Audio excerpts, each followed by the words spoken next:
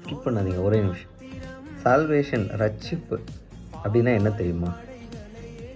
நான் உங்களை பார்த்து ஒரு கேள்வி கேட்குறேனே, நீங்கள் வந்து ரட்சிக்கப்பட்டிருக்கீங்களா?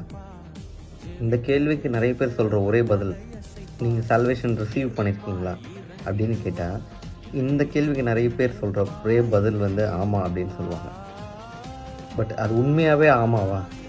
இந்த வீடியோ ஃபுல்லாக பாருங்கள். சால்வேஷன் ரட்சிப்பு அப்படின்றது வந்து நீங்கள் பைபிளில் இருக்க ஒரு 10 கமாண்ட்மெண்ட்ஸை ஃபாலோ பண்ணுறதோ, இல்லை உங்கள் வாழ்க்கையில் நீங்கள் கரெக்டாக இருக்கிறதோ, இல்லைன்னா வாங்குகிற சம்பளத்தில் கரெக்டாக தசமம் கொடுக்கறதோ கிடையாது. எப்படி சொல்கிறேன் தெரியுமா? நிறைய பேர் அப்படி தான் நினச்சிக்கிறாங்க. பட் பைபிளில் நிக்கோடிமஸ் அப்படின்ற ஒருத்தர் இருக்கார். இவர் வந்து எப்படிப்பட்டவர் அப்படின்னு பார்த்தீங்கன்னா, ரொம்பவுமே ஒரு பர்ஃபெக்டான ஒரு மனுஷன். அவர் வந்து மோசேவோட 10 கமாண்ட்மெண்ட்ஸை ஃபாலோ பண்ணுறாரு. அதுக்கப்புறம் அவர் என்ன பண்ணுறாருன்னா, அவரோட வருமானத்தில் கரெக்டாக வந்து தசமம் வைக்கிறாரு. வாரத்தில் 2 நாள் ஃபாஸ்டிங் போடுறாரு.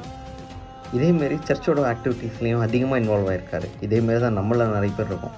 நம்ம தான் சர்ச்சோட தானே 24 மணி நேரம் இருக்கும், சர்ச்சோட தான் 12 மணி நேரம் இருக்கும், எல்லா வேலையும் இன்வால்வ் ஆகிருக்குமே, நம்ம ரட்சிக்கப்பட்டிருக்கோம் அப்படின்னு உங்களை நீங்களே ஏமாற்றிக்கிட்டு இருக்கீங்க. ரட்சிப்பு சால்வேஷன் அப்படின்றது என்ன அப்படின்னா, உண்மையாகவே நீங்கள் வந்து மறுபடியும் பிறக்கணும். எப்படி சொல்கிறது தெரியுமா? நிக்கோடிமஸை பார்த்து ஆண்டவராக இயேசுவே சொல்கிறார் ஒரு இடத்துல, அதாவது ஜான் சாப்டரில் சொல்கிறார், சாப்டர் 3ல், கட்டளையை கை கொள்றதும் தசமபாகம் கொடுக்கறதும் ரட்சிப்பு கிடையாது. எல்லாத்தையும் விட்டு மனசை வந்து மாற்றணும், மனசை திருப்பணும். நீங்கள் ஃபஸ்ட்டு எப்படி இருந்தீங்க, இதுக்கப்புறம் எப்படி இருக்க போகிறீங்க அப்படின்றத ஒரு ஃபிக்ஸ் பண்ணி அதில் நிலையாக நிற்கணும். எப்படி சொல்கிறது தெரியுமா? இப்போ எக்ஸாம்பிளுக்கு நீங்கள் ஒரு கிரிக்கெட் அடிக்ட்னு வச்சுக்கோங்களேன். அதுக்காக கிரிக்கெட்டே வாழ்க்கை முழுக்க விளையாடக்கூடாதுன்னு கிடையாது, ஒரு ஸ்போர்ட்டு தான். பட் அதோட அடிக்ஷனில் வெளியே வந்து அந்த நேரத்தை நீங்கள் வந்து ஆண்டவருக்காக பயன்படுத்தும் போதும், இல்லை அந்த அடிக்ஷன்லேருந்து வெளியே வந்து அதுக்கப்புறம் ஒரு லிமிட்டை மெயின்டைன் பண்ணுறதும், திரும்பியும் பிறக்கிறீங்க பார்த்தீங்களா, புது ஒரு மனுஷனா, இனிமேல் நான் இதெல்லாம் பண்ணுவேன், இதெல்லாம் பண்ண மாட்டேன் அப்படின்னு உங்களுக்குள்ளேயே தீர்மானம் எடுக்கிறீங்க பார்த்தீங்களா, அதுதான் சால்வேஷனோட அனுபவம், அதுதான் ரட்சிப்பின் அனுபவம். அதை தவிர்த்துட்டு நீங்கள் வந்து எவ்வளோ காணிக்க கொடுத்தாலும் சரி, எவ்வளோ நேரம் சர்ச்சோட செலவு பண்ணாலும் சரி, நீங்கள் நினச்சிக்கலாம் ஆண்டவர் என்னை பயன்படுத்துகிறாரு அப்படின்னு. பட் ஒரு நாள் வரும்போது எனக்காக இதை செஞ்சீங்க அதை செஞ்சீங்கன்னு சொல்லும் போது ஆண்டவர் உங்களுக்கு தெரியாதுன்னு சொல்லிடுவார். நான் சொல்லலை, பைபிள் சொல்லலை. சால்வேஷன் அப்படின்றது எல்லாருக்குமே தேவையான ஒன்று.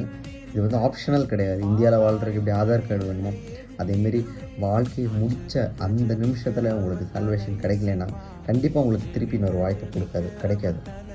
இன்றைக்கும் இறந்த எத்தனையோ பேர் வந்து ஆண்டவரை நோக்கி கேட்டுட்ருக்காங்க, எனக்கு இன்னொரு வாய்ப்பு கொடுங்க, உலகத்தில் போய் நான் திருப்பி இன்னொரு மனுஷனாக பறந்துட்டு வரேன் அப்படின்னு. பட் அவங்களுக்கு அந்த வாய்ப்பு கொடுக்கப்படலை. அதே லிஸ்ட்டில் நீங்களும் போயிடாதீங்க. இன்றைக்கி சால்வேஷனோட அனுபவத்தை உங்களுக்கு சொந்தமாக்கி கொள்ளுங்கள். God bless you. முடிஞ்ச அளவுக்கு இந்த வீடியோவை நிறைய பேருக்கு ஷேர் பண்ணுங்கள், நிறைய பேருக்கு பிரயோஜனமாக இருக்கும்.